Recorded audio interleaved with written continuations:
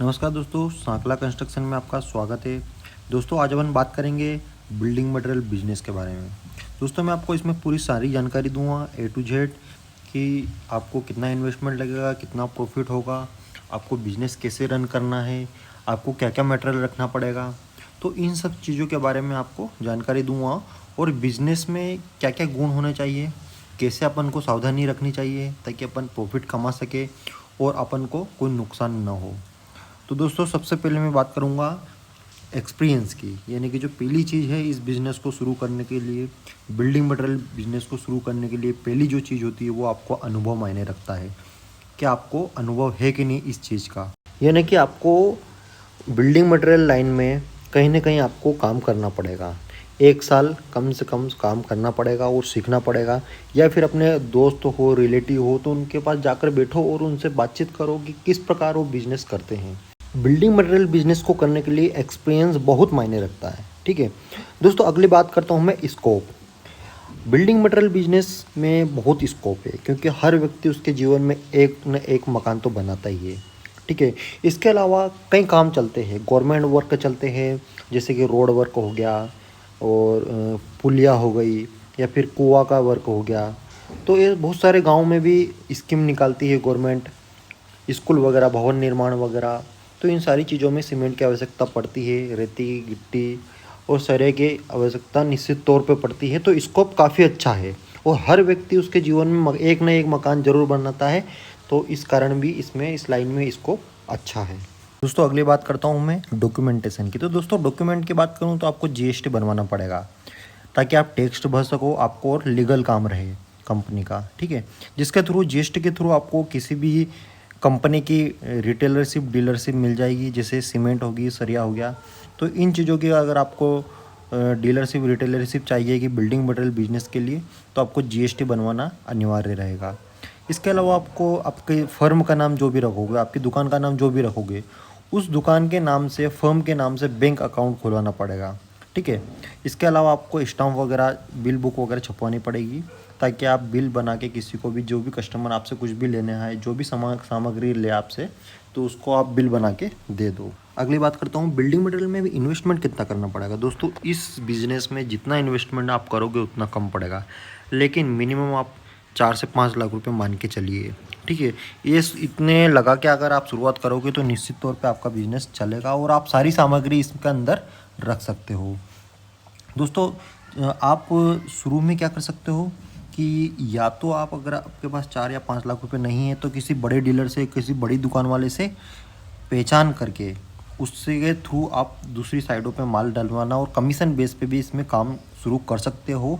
और आपको जब एक्सपीरियंस हो जाए और आप अच्छे पैसे कमा लो, उसके बाद खुद कंपनी की फर्म लेके, डीलरशिप लेके, रिटेलरशिप लेके अपना एक बिजनेस शुरू स्टार्टअप कर सकते हो।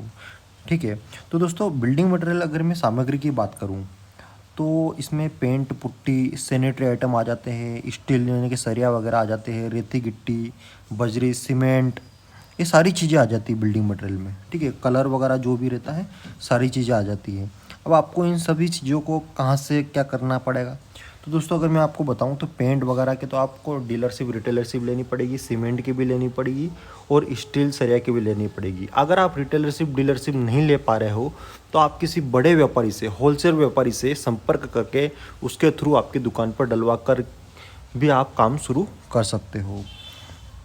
तो दोस्तों आपको इसके अलावा रेती वगैरह की कोई डीलरशिप नहीं लेनी पड़ती है। रेती आपको, रेती का जो भी काम करता हो उससे संपर्क करना पड़ेगा, क्योंकि रेती आपको आउटर एरिया से मंगानी पड़ेगी। तो उससे संपर्क करके आप डेम्फर आपके साइट पर डलवा लीजिए, आपकी दुकान के आसपास कहीं डलवा लीजिए।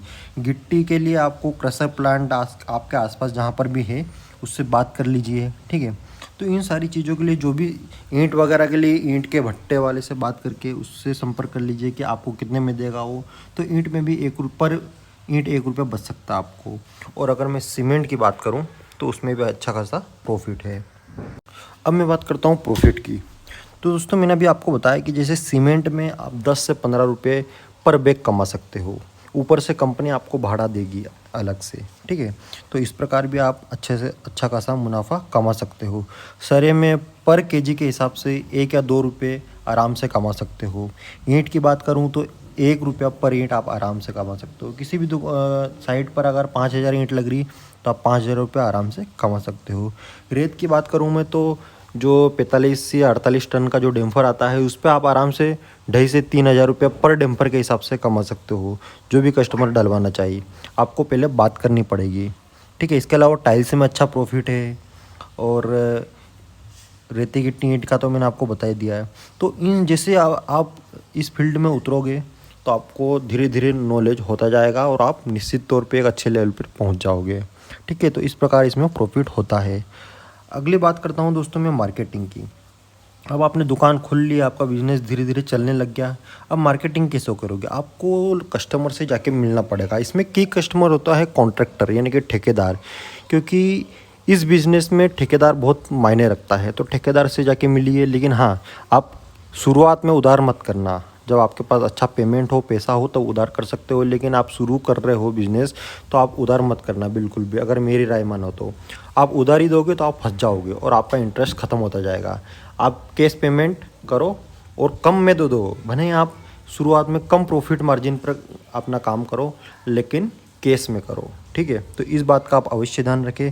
अगली बात होगी दोस्तों कि मार्केटिंग में साइड विजिट, कस्टमर से मिलना, ठेकेदारों से मिलना, उनका पूरा डाटा कलेक्ट करना और उसके बाद अलावा विजिटिंग कार्ड बनवा के उनको साइट पर जहाँ पर भी मिलो उनको देना, अपने रिश्तेदारों को व्हाट्सएप पे स्टेटस वगैरह डालना और या फेसबुक इंस्टाग्राम पर भी आप अपनी पोस्ट डाल सकते हो और अपने कस्टमर को बता सकते हो। तो इस तरीके से आप एक मीटिंग भी रख सकते हो ताकि मीटिंग के थ्रू भी लोगों को पता चल सके। दोस्तों उम्मीद करता हूँ कि आपको मेरे वीडियो अच्छा लगा होगा। वीडियो अच्छा लगे तो वीडियो को लाइक, चैनल को सब्सक्राइब जरूर करें। बहुत बहुत धन्यवाद।